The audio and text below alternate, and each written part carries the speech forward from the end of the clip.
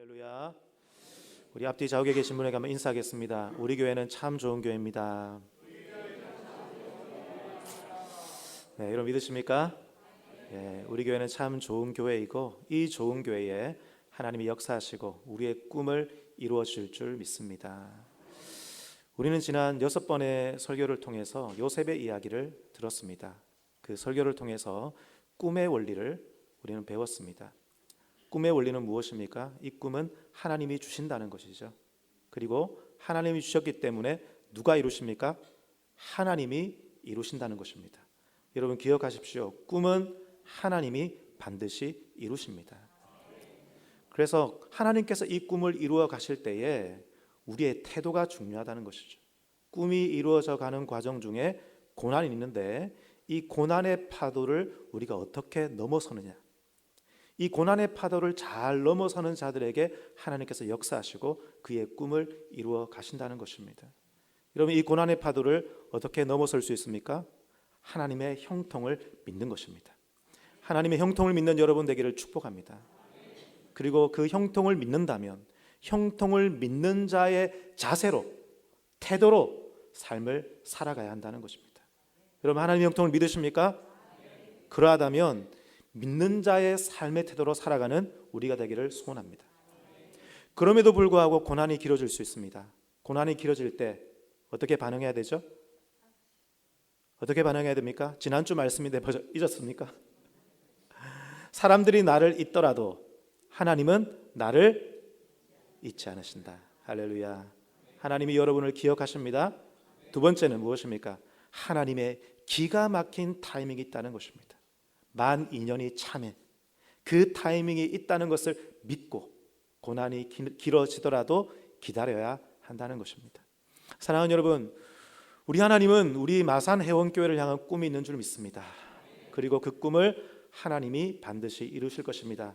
그러하다면 그 꿈이 이루어져 가는 과정 가운데 우리의 태도가 중요하겠죠? 믿음으로 살아가십시다. 형통을 믿으십시다. 그 삶의 태도로 살아가기를 축복합니다. 오늘 말씀은 요셉의 꿈이 드디어 이루어지는 순간을 다루고 있습니다. 여러분 요셉의 꿈은 무엇입니까? 사람들이 자신에게 절하는 꿈이었죠. 여러분 애굽의 왕 바로가 요셉을 총리로 발탁합니다. 이로써 요셉의 꿈이 이루어지는 것입니다. 총리가 되어서 수많은 사람들이 자신에게 절을 하고 있는 것이죠. 자, 여러분 14절을 한번 보십시오. 오늘 읽진 않았지만 41장 14절 말씀을 보면 요셉이 드디어 바로를 만나기 위해서, 아련하기 위해서 바로에게 나아가고 있습니다. 이에 바로가 사람을 보내어 요셉을 부르매 그들이 급히 그를 옥에서 내놓은지라 요셉이 곧 수염을 깎고 그의 옷을 갈아입고 바로에게 들어갔다 말씀합니다.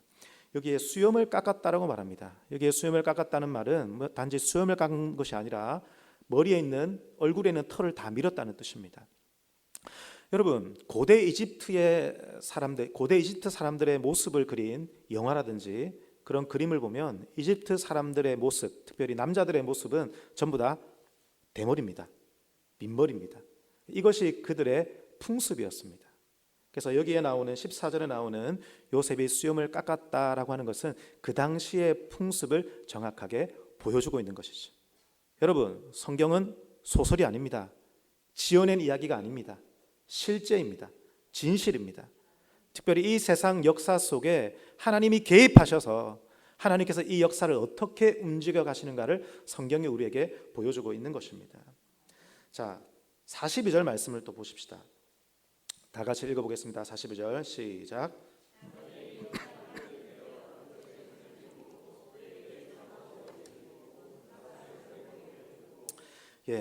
바로 왕이 요셉을 총리로 세우면서 자기의 인장반지를 빼어서 끼웠다라고 말합니다. 이 인장반지는 그 당시에 옥새 역할을 하는 아주 중요한 반지였습니다. 이것을 요셉에게 끼우고 세마포 옷을 입히고 금사슬을 목에 걸었다라고 되어 있죠.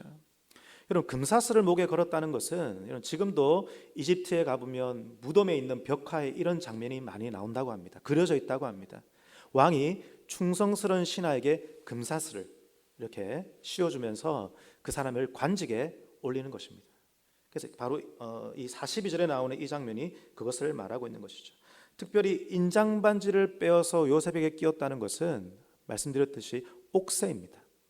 왕이 모든 그 나라의 일을 결정할 때에 사인을 하는 것이죠. 그 역할을 하는 것이 이 인장 반지인데 이것을 누구에게 주었습니까? 요셉에게 주었다는 것은 이 나라의 모든 일들을, 중요한 일들을 누구에게 맡겨요? 요셉에게 맡겼다는 것입니다. 다시 말씀드리면 요셉을 대리 통치자로 세웠다는 것이죠. 자, 43절을 보십시다. 43절. 자기에게 있는 버금수레에 그를 태우매 무리가 그의 앞에서 소리 지르기를 엎드리라 하더라. 바로가 그에게 애굽 전국을 총리로 다스리게 하였더라. 버금수레에 태웠다고 말합니다. 여기 버금이라고 하는 말은 세컨드라는 뜻입니다. 두 번째, 왕 다음에. 다시 말씀드리면 총리가 왕 다음의 통치자, 세컨드 통치자가 되었다는 것이죠. 이것은 굉장히 높은 자리입니다. 자, 이 자리가 얼마나 높은 자리냐? 40절, 41절 우리 한번 다 같이 읽어보겠습니다. 40절과 41절요. 시작. 너는 내 집을 다스리라. 내 백성이 다 내 명령에 복종하리니 내가 너보다 높은 것은 내 왕자뿐이라.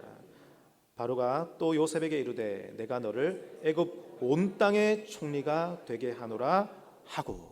할렐루야. 여러분, 어떤 한 지역을 다스리게 맡긴 것이 아닙니다. 창원시장 같은, 경남도지사 같은 그런 한 지역을 다스리게 맡긴 것이 아니라 애굽 온 땅을 다스리는 세컨드 통치자로 요셉을 세웠다는 것이죠. 여러분, 요셉의 꿈이 이루어졌습니다. 할렐루야. 그런데 여러분, 궁금한 것이 있습니다. 바로가 이렇게 높은 자리에 요셉을 앉혔는데 왜, 어찌하여서 요셉을 세컨드 통치자 그 자리에, 총리의 자리에 앉혔는가 하는 것입니다. 38절에 보면 나와 있죠. 그 이유가 무엇입니까? 이와 같이 하나님의 영에 감동된 사람을 우리가 어찌 찾을 수 있으리요. 여러분, 바로가 왜 요셉을 총리에 앉힌 것입니까? 그가 하나님의 영에 감동된 사람이었기 때문입니다. 여러분, 우리 모두가 하나님의 영에 감동되기를 축복합니다. 우리 교회가 하나님의 영에 감동되기를 축복합니다. 여러분의 가정이 하나님의 영에, 여러분의 심령이, 여러분의 육신까지도 온전히 하나님의 영에 사로잡히기를 축복합니다. 여러분, 하나님은 그런 사람을 쓰십니다. 하나님은 그런 사람의 꿈을 이루어 주신다는 것입니다. 어떤 사람입니까? 하나님의 영에 감동된 사람입니다. 여러분, 성경은, 오늘 말씀은 바로가 요셉을 발탁한 것처럼 기록하고 있습니다. 바로는 요셉을 보면서 그가 하나님의 영에 감동되었다라고 보았죠. 그런데 여러분, 요셉의 평가는 다릅니다. 요셉 자신이 스스로 평가하는, 즉 내가 총리가 된 이유, 총리로 발탁된 이유를 바로가 나를 발탁했다라고 보지 않습니다. 요셉은 하나님이 나를 발탁하였다라고 보고 있습니다. 45장 넘어가 보십시오. 45장 7절 8절.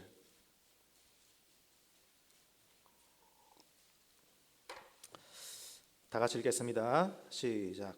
하나님이 큰 구원으로 당신들의 생명을 보존하고 당신들의 후손을 세상에 두시려고 나를 당신들보다 먼저 보내셨나니 그런즉 나를 이리로 보내신 이는 당신들이 아니요 하나님이시라.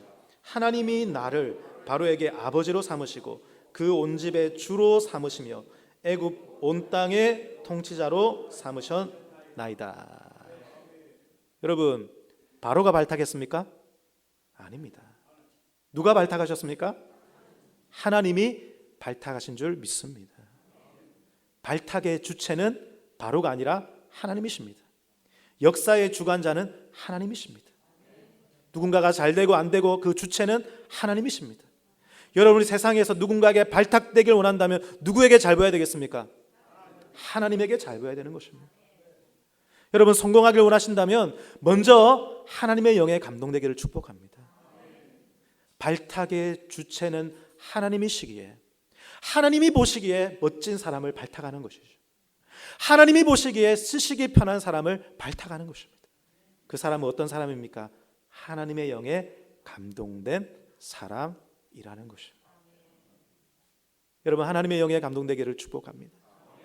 설교자인 저도 하나님의 영에 감동되어서 말씀을 전하기를 원합니다. 말씀을 듣는 여러분도 하나님의 영에 감동되어서 이 말씀이 사람의 말이 아니라 하나님의 음성으로 들려지기를 축복합니다. 이 말씀이 여러분을 살리기를 축복합니다. 여러분의 영혼을 깨우기를 축복합니다. 우리 모두가 하나님의 영에 감동되어야 한다는 것입니다. 그렇다면 여러분, 하나님의 영에 감동되는 것은 무엇입니까? 여러분, 하나님의 영에 감동된다는 것은 하나님께 사로잡힌다는 것을 뜻합니다. 저를 따라할까요? 하나님께 사로잡히는 것입니다.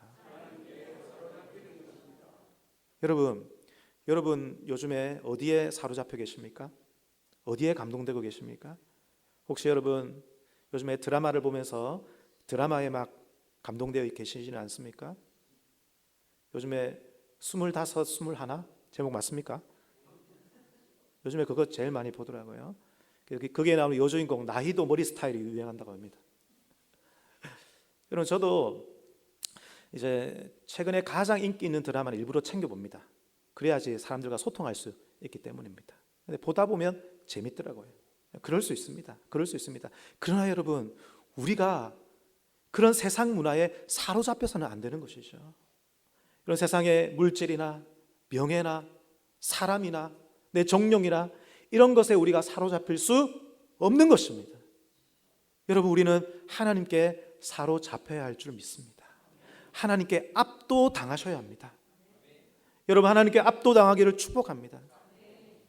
여러분, 새끼 강아지나 새끼 고양이를 그 어미가 어딘가로 옮길 때 여러분 어떻게 옮기던가요? 그 목덜미를 딱 물어가지고 원하는 곳으로 옮기죠. 그러면요, 그 물린 새끼 강아지, 새끼 고양이들은 발버둥을 치지만 벗어날 수가 없습니다. 자기가 원하지 않는 곳이지만 옮겨지게 되는 것입니다. 이것이 압도입니다. 사로잡히는 것입니다. 여러분, 하나님께 압도되어서 내가 원하지 않는 곳이지만 그곳에 가게 된다면, 그 일을 하게 된다면, 내 의지를 내려놓고 주님 앞에 온전히 사로잡힌다면 여러분, 거기에 진정한 자유함이 있습니다. 하나님은 그 사람을 쓰시는 것입니다. 하나님 앞에 낮아지고 하나님이 높임을 받으시는 것입니다. 하나님은 그런 사람을 사용하십니다. 하나님 그런 사람을 통하여 역사해 주시는 것입니다. 약 한 10년쯤 전에 저희 가족이 외국에서 훈련받을 기회가 있었습니다. 그런데 저희 가족의 그때 상황은 훈련받을 수 없는 상황이었습니다. 왜냐하면 그 훈련을 받기 위해서는 모든 것을 중단해야 했습니다. 6개월 동안 훈련이었기 때문에 모든 것을 중단해야 됐죠.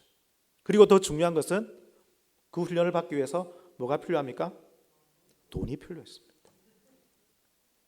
6개월 동안 훈련을 받는데 온 가족, 우리 4인 가족이 훈련을 받는데 4천만 원이 필요했습니다.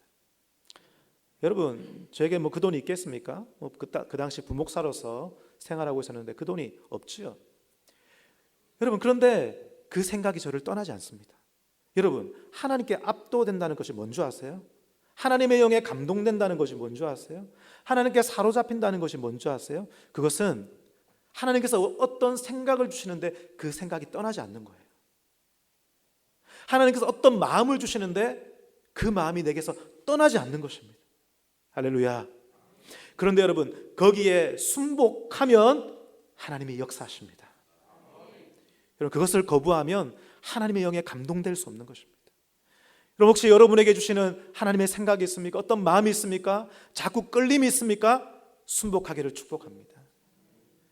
여러분, 그 당시에 4천만 원이 필요했습니다. 모든 것을 중단해야 했습니다.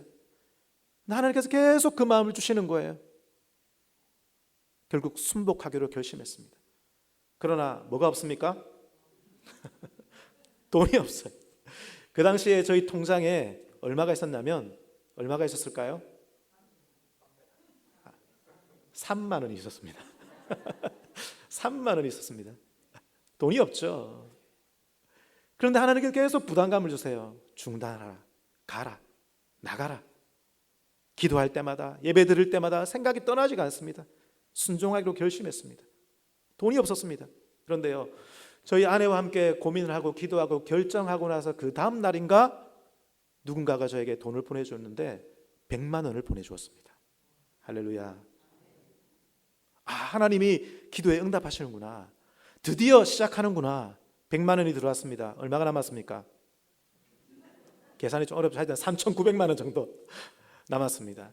그런데로 갑자기 100만 원이 들어왔기 때문에 믿음이 생기더라고요. 하나님이 다 채우실 것이다. 그런데요, 그 돈이 들어오고 나서 그 다음 날 아침에 일어나서 기도하는데, 말씀을 묵상하는데 하나님께서 저에게 어떤 마음을 강하게 주시냐면, 그 100만 원을 다른 사람에게 주어라,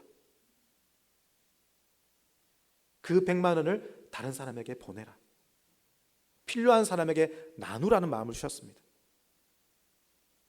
그 마음이 가시지 않는 것입니다. 하나님, 100만 원을 주셨잖아요.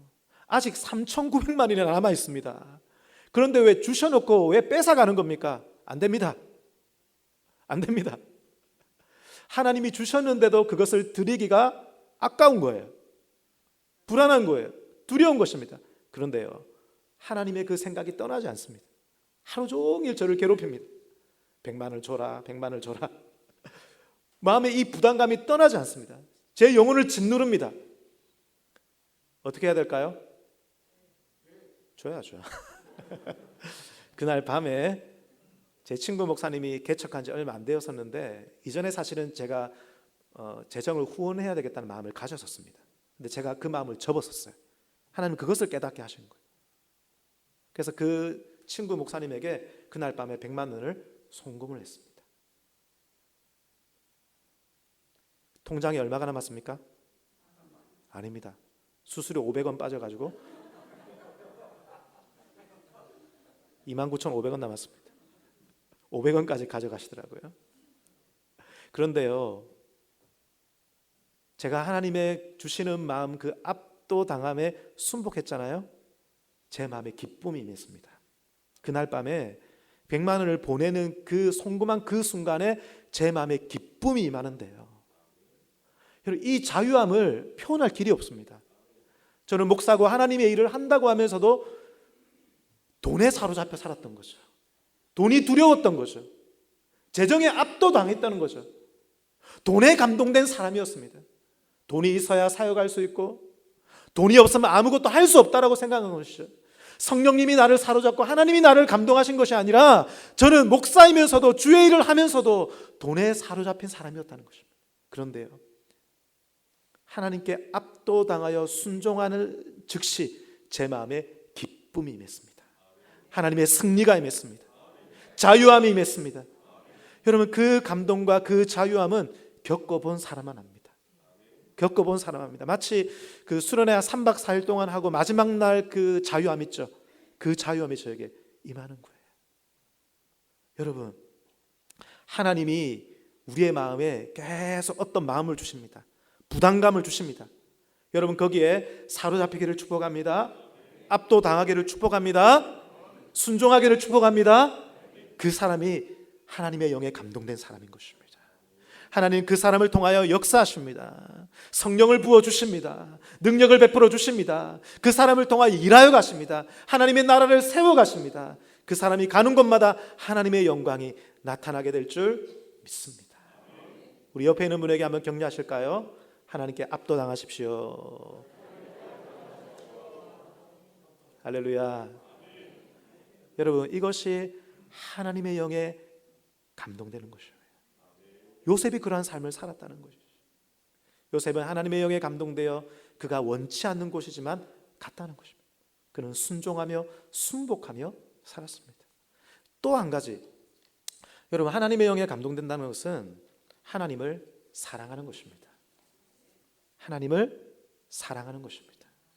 그래서 하나님 한 분만으로 충분한 사람이 되는 것입니다. 여러분, 하나님으로 충분한 사람이 되기를 축복합니다. 예수로 충분한 사람이 되기를 축복합니다. 우리가 어떤 대상을 사랑하고 그 대상에게 사랑에 빠지면, 여러분, 우리는 그 대상에게 빠지게 됩니다. 사로잡히게 됩니다. 흠뻑 빠집니다. 압도당하게 됩니다. 그리하여 그 사람만으로 충분한 사람이 되는 것이죠.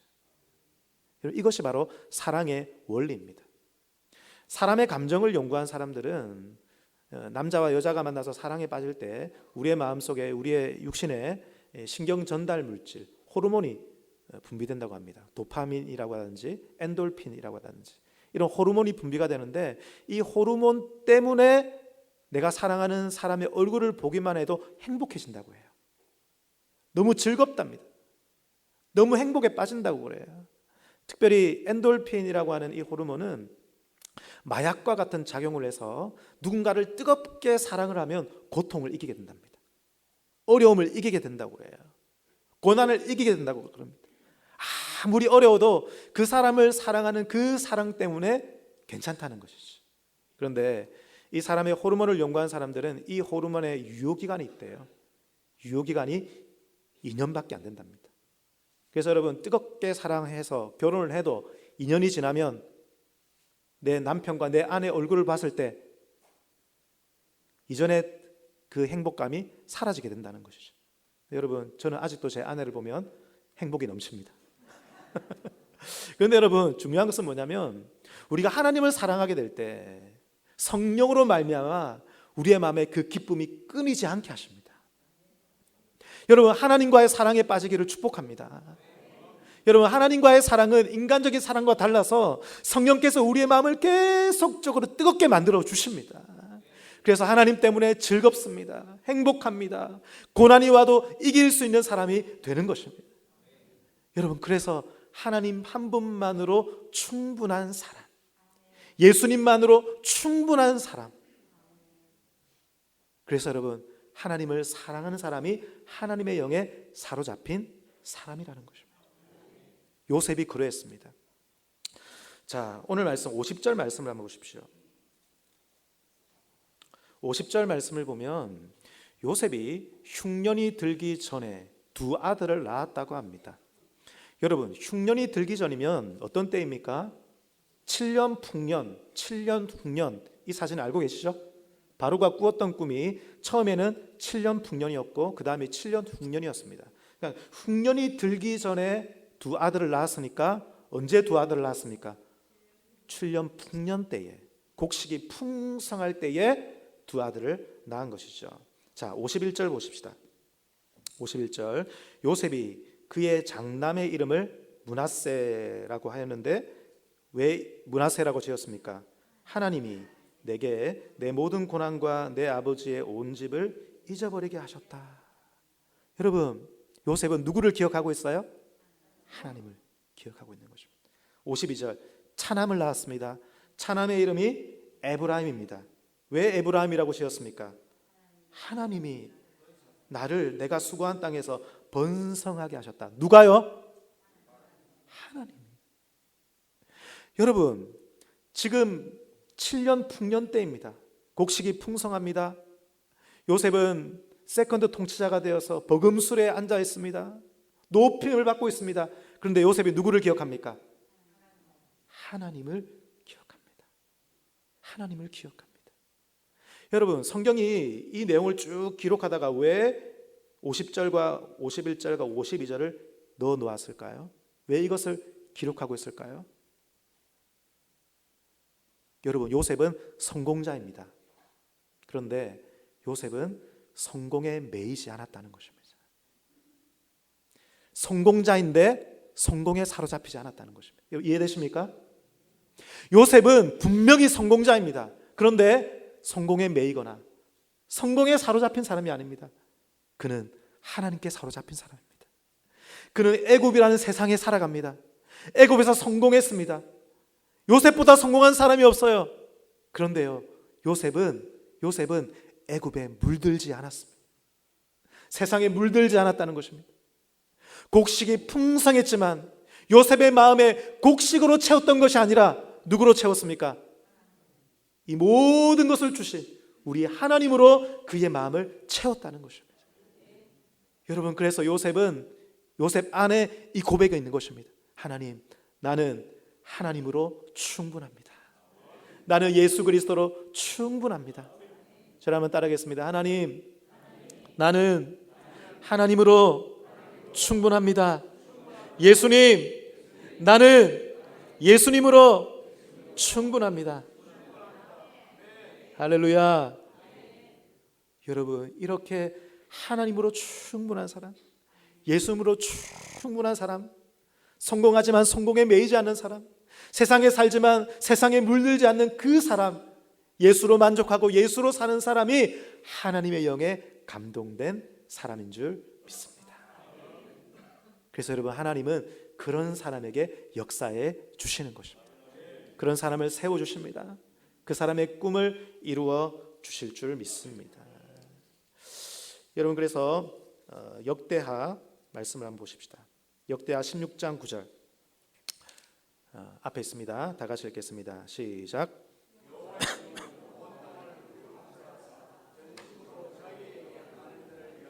능력을 베푸시나니. 할렐루야. 전심으로 하나님을 향하는 자를 향하여 능력을 베푸실 줄 믿습니다. 여러분, 우리가 신앙생활을 하다 보면 우리도 다른 것에 감동될 때가 있습니다. 다른 것에 끌릴 때가 있습니다.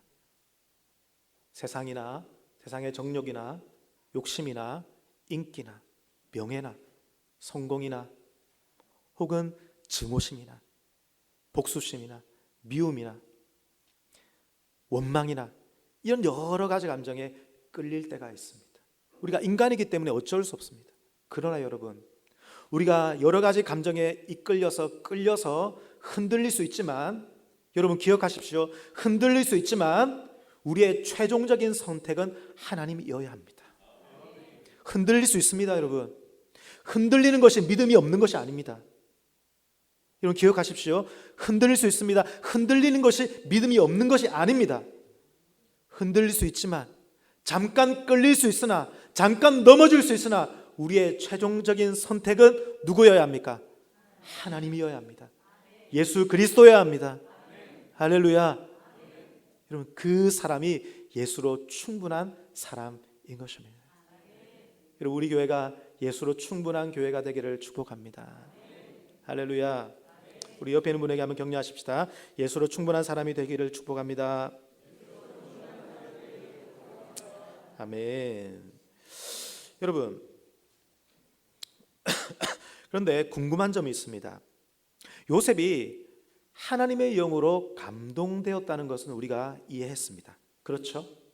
우리가 그것을 알게 되었습니다. 그런데요, 애굽의 바로왕이 하나님의 영으로 감동된 이 요셉을 왜 총리로 세웠는가 하는 것입니다.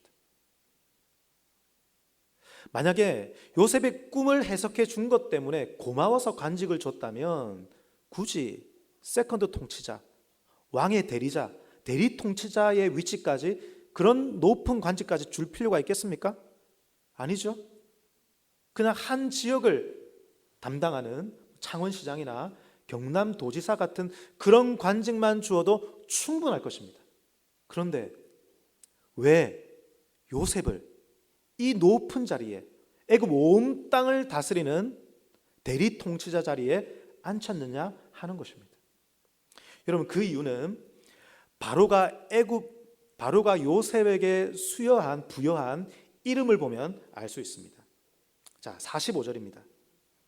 45절. 바로가 요셉에게 이름을 부여했죠. 그 이름이 무엇입니까? 이름이 어렵죠. 사브낫 바네아라는 이름입니다. 여러분, 이 이름의 뜻은 학자들이 연구를 해보았는데요, 정확한 이름의 뜻을 모르겠답니다. 학자들이 추측을 합니다. 그 추측이 뭐냐면, 이 사브낫 바네아의 뜻은 비밀을 드러내는 자라는 뜻입니다. 어떤 사람요? 비밀을 드러내는 사람입니다. 어떤 비밀입니까? 하나님을 드러내는 것이죠. 그리고 이 하나님께서 이 애굽을 살릴 수 있는 길을 주시는데 그 애굽을 살 길이 무엇인지 그 비밀을 드러내는 것입니다.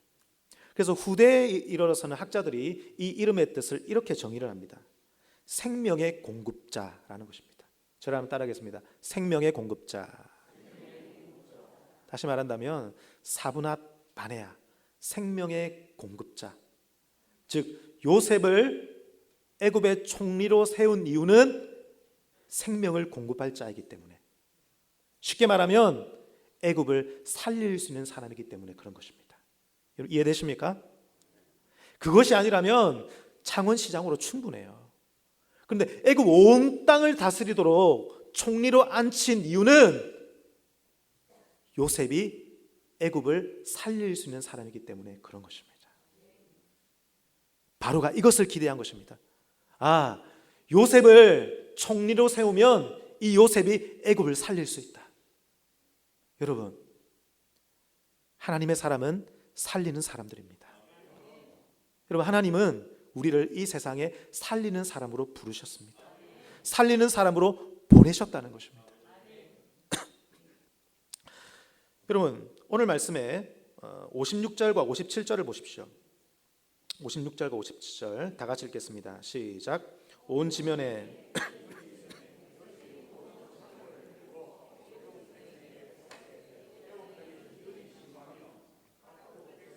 양식을 사려고 애굽으로 들어와 요셉에게 이르렀으니 기근이 온 세상에 심하였더라. 아멘. 여러분, 요셉 때문에 지금 이 56절과 57절을 보면 사람들이 살아나고 있는 장면입니다. 흉년의 때에 먹을 것이 준비되었다는 것이죠. 여러분, 요셉의 꿈은 살리는 꿈이었습니다. 할렐루야. 여러분, 많은 사람들이 자신에게 절하는 꿈, 그리고 자기 부모님과 자기 가족들이 자신에게 절하는 이 꿈은 요셉의 꿈의 하나의 일부분이었습니다. 단편이었습니다. 사실은 요셉이 모든 사람들이 자신에게 절하는 그 자리에 올라가서 그 꿈의 목적은 무엇입니까? 그 사람들을 무엇이에요? 살리는 것이라는 것입니다. 애굽 사람들을 살리는 것이 그의 꿈의 목적이었습니다. 애굽 사람들뿐만 아니라 그 주변에 있는 수많은 사람들을 살리는 것이 그의 꿈의 목적이었던 것이죠. 그뿐입니까? 야곱의 가족들, 그의 가족들도 함께 살리지 않습니까? 그 가족들을 살리는 것이었습니다. 그리고 그 야곱의 가족으로부터 누가 태어납니까? 온 땅을 구원하실 예수 그리스도가 태어나시는 줄 믿습니다. 그래서 여러분, 요셉의 꿈은 온 세상을 살리는 하나님의 꿈이었습니다. 여러분, 이것이 저와 여러분을 향한 하나님의 꿈입니다. 우리 교회를 향한 하나님의 꿈인 줄 믿습니다. 여러분, 하나님께서는 우리를 이 땅에 왕노릇하는 자로 삼으셨습니다. 요한계시록 5장 10절 말씀 앞에 있습니다. 다 같이 읽겠습니다. 시작. 그들로 우리 하나님 앞에서 나라와 제사장들을 삼으셨으니 그들이 땅에서 왕노릇 하리로다. 할렐루야. 성경은 우리가 주님과 함께 이 땅에서 왕노릇 한다라고 말씀하십니다. 여러분은 여러분 있는 곳에서 왕노릇하는 사람들입니다. 왕 같은 제사장들입니다. 영적으로 다스리는 자들입니다. 여러분이 있는 곳에서 사람들을 살리는 하나님의 사람이라는 것입니다. 여러분은 가정을 살리는 하나님의 사람인 것을 믿으시기 바랍니다. 하나님께서 왜 여러분을 그 직장에 보내셨습니까? 왜 그 직장에서 인정받게 하셨습니까? 그곳을 살리라고 보내신 것입니다. 여러분 주변에 왜 많은 사람들을 두셨습니까? 그 사람들을 살리라는 것입니다. 그리하여 하나님의 이 땅을 향한 통치를 대신하여 통치하는 하나님의 대리 통치자, 여러분이 여러분 가정의 하나님의 대리 통치자라는 것입니다. 여러분의 직장에서 여러분이 하나님의 대리 통치자, 세컨드 통치자라는 것입니다. 여러분 그것을 믿고 주님과 함께 왕노릇하고 통치자로서 이 땅을 살리는 저와 여러분이 되기를 축복합니다. 우리 교회도 마찬가지입니다. 하나님께서 우리 마산 회원교회를 왜 이곳에 세워두셨습니까? 이 땅을 통치하라는 것입니다. 할렐루야. 이 지역을 살리라고 우리 마산 회원교회를 여기에 세워주셨습니다. 여러분 이 꿈을 꾸시기를 바랍니다. 우리 교회로부터 생명수가 흘러가서 여러분 이 지역에 수많은 사람들이 살아나게 될 것입니다. 죽은 자들이 살아나게 될 것입니다.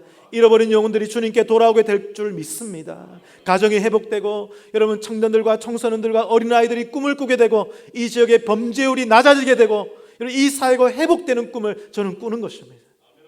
우리 교회는 이 땅을 살리는 교회인 것입니다. 할렐루야. 여러분, 하나님은 우리를 대리 통치자로 세웠습니다. 이것이 여러분의 꿈이 되기를 축복합니다. 이것이 여러분이 가지고 있는 그 꿈의 목적이어야 하는 것입니다. 여러분, 잘 되어야 합니다. 성공해야 합니다. 영향력을 발휘해야 됩니다. 그러나 그것이 끝이 아니죠. 그 목적은 무엇입니까? 사람을 살리는 하나님의 꿈이 나를 통하여 이루어지게 되는 것인 줄 믿습니다. 여러분, 이 땅의 수많은 사람들은 영적 기근 속에서 살아갑니다. 많은 사람들이 공허합니다.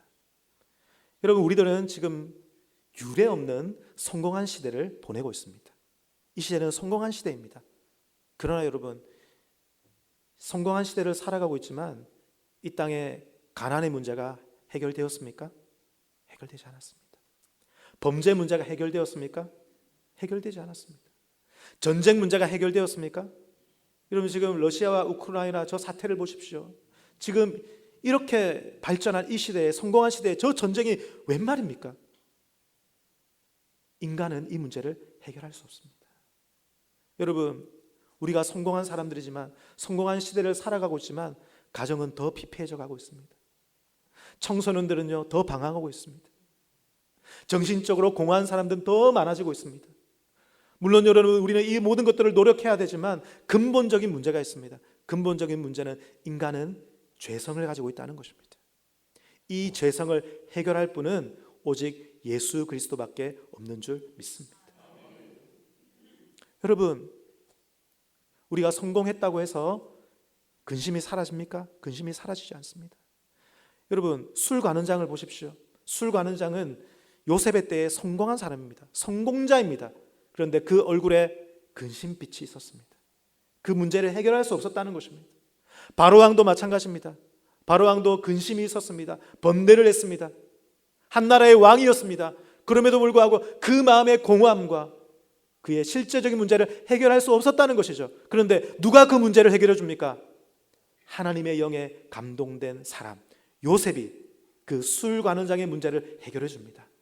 바로의 문제를 해결해 주었다는 것입니다. 여러분, 이 세상을 살릴 수 있는 것은 하나님의 사람인 줄 믿습니다. 로마서 8장 19절 말씀에 이렇게 말합니다. 로마서 8장 19절 다 같이요. 피조물이 고대한 바는 하나님의 아들들이 나타나는 것입니다. 여러분, 지금 온 세상은 흉년이 들었습니다. 영적 기근입니다. 온 세상이 신음하고 있습니다. 피조물과 온 세상이 지금 누구를 기다리고 있습니까? 하나님의 아들들, 하나님의 대리 통치자, 바로 하나님의 영에 감동된 요셉과 같은 저와 여러분을 온 세상이 기다리고 있다는 것입니다. 나를 구원해 주십시오. 나를 살려주십시오. 성공했지만 나는 성공자가 아닙니다. 잘 살고 있지만 나는 여전히 근심이 있습니다. 그들이 우리를 향하여 부르짖고 있다는 것입니다. 나를 구원해 주십시오. 누가 그들을 살릴 수 있습니까? 예수로 충분한 사람, 하나님의 영에 사로잡힌 바로 우리가 이 세상을 살릴 수 있는 줄 믿습니다. 여러분, 우리가 이 세상을 살리기 위하여 필요한 것이 있습니다. 그것은 우리가 먼저 영적 부자가 되는 것입니다. 무엇이 되는 것입니까? 영적 부자가 되는 거예요. 여러분, 영적 부자가 되기를 축복합니다. 오늘 성경에 나와 있는 7년 풍년, 7년 흉년은 역사적으로 실제 일어난 사건입니다. 그런데 이 실제로 일어난 이 사건은 하나의 비유입니다. 무엇입니까? 7년 풍년을 통해서 요셉은 곡식을 축적해 놓습니다. 쌓아 놓습니다. 그리고 7년 흉년 때에 이 곡식을 가지고 다른 사람을 살리고 있죠. 역사적인 실제로 일어난 사건이지만 이것은 우리에게 비유로 말씀하고 있는 것입니다. 무엇입니까? 우리가 먼저 영적 부자가 되어야 한다는 것입니다. 우리가 먼저 영적 부자가 될 때 영적 기근에 시달리고 있는 이 세상을 우리가 살릴 수 있는 것입니다. 여러분, 우리가 먼저 성령으로 충만하기를 소원합니다. 성령의 임재로 가득하기를 소원합니다. 그럴 때에 우리를 통하여 성령의 역사가 흘러갑니다. 나와 만나는 사람이 성령의 터치를 받게 됩니다. 초대교회에 임하였던 그 성령님이 우리 교회에 충만히 임하기를 축복합니다. 우리 교회 예배에, 우리의 모든 사역에, 우리의 모든 가정에 성령님이 임하심으로 말미암아 그 성령으로 온 세상을 살리는 우리 교회가 되기를 소원합니다. 마지막으로 저의 이야기를 한 가지 하고 마치고자 합니다. 여러분, 저는 대학교 때 저희 다니던 모교회에서 한 6개월 정도 개척교회를 돕느라고 6개월 정도 다른 교회에 간 적이 있었습니다. 대학교 1학년 때였습니다. 6개월 정도 아주 작은 개척교회에서 봉사를 하다가 6개월 만에 본교회로 돌아왔습니다. 근데 본교회로 돌아와서 제가 섬기던 그 교회 대학부, 청년대학부 공동체에 갔는데 공동체의 모습이 너무나 마음이 아팠습니다. 사람들이 한 반 정도가 다른 교회로 떠났습니다. 교회에 나오지 않았습니다. 예배가 죽어 있었습니다. 예배의 은혜가 하나도 없었습니다. 마음이 너무나 아팠습니다. 그래서 저는 그때부터 저희 교회 대학부를 위해서 기도를 하기 시작했는데 하나님께서 제 마음속에 눈물을 계속 주십니다. 안타까운 마음을 주십니다. 여러분, 제가 앞서서 하나님께 사로잡힌다는 것은 하나님께서 우리에게 어떤 생각을 주신다는 것을 말씀드렸죠. 하나님께서 계속해서 어떤 마음을 주십니다. 그런데 하나님 주시는 마음 중에 가장 중요한 마음은 뭐냐면 안타까워하는 마음입니다. 어떤 마음입니까? 안타까워하는 아버지의 마음입니다. 하나님은 저에게 이 공동체, 우리 대학부 청년 공동체를 향한 안타까워하는 마음을 주셨습니다. 제가 대학교 1학년 때입니다. 그리고 이제 총회가 가까워졌습니다. 총회를 앞두고 한 달 정도 기도를 하는데 밤마다 제가 교회 가서 기도를 했습니다. 그런데요, 하나님께서 제 마음을 얼마나 감동을 주시는지 눈물을 계속 주시는 거예요. 그 공동체를 위해서 계속 기도하게 하셨습니다. 하나님의 안타까움 때문에 저는 견딜 수가 없습니다. 밤마다 얼마나 기도했는지 모릅니다. 그런데요, 그렇게 기도하는 중에 하나님께서 저에게 어떤 마음을 주셨냐면, 총회를 앞두고 기도하고 있다고 하지 않습니까? 저에게 어떤 마음을 주셨냐면 네가 회장이 될 거야 라는 마음을 주셨습니다. 그런데 여러분, 그 당시에 청년대학부 회장은 군대 갔다가 복학한 형들이 대부분 했습니다. 군대 갔다가 복학한 형들이니까 저하고 나이가 굉장히 많이 차이가 나겠죠. 저는 대학교 1학년이었습니다. 그러니까 회장이 될 수 없는 상황이었어요. 하나님께서 제 마음속에 계속 네가 회장이 될 거야, 네가 회장이 될 거야, 그런 마음을 주셨어요. 아니요 하나님, 저는 회장감이 아닙니다. 저는 될 수가 없습니다. 저렇게 멋진 형들이 있는데 어떻게 회장이 됩니까? 그런데 총회를 했습니다. 후보자들이 나왔습니다. 다 떨어지고 2명이 됐는데 저하고 그 당시 가장 신앙이 좋고 가장 인기가 있고 가장 리더십이 있던 복학한 그 형이 저하고 2명이 딱 됐습니다. 누가 봐도 그 형이 될 만했어요. 투표를 했습니다. 누가 됐을까요? 제 기억으로 한 2-3표 차이가 났던가 제가 됐습니다. 제가 우리 교회 그 위임 될 때도 몇 표 차이 안 났다고 제가 들었거든요. 저의 인상 항상 그런 것 같습니다.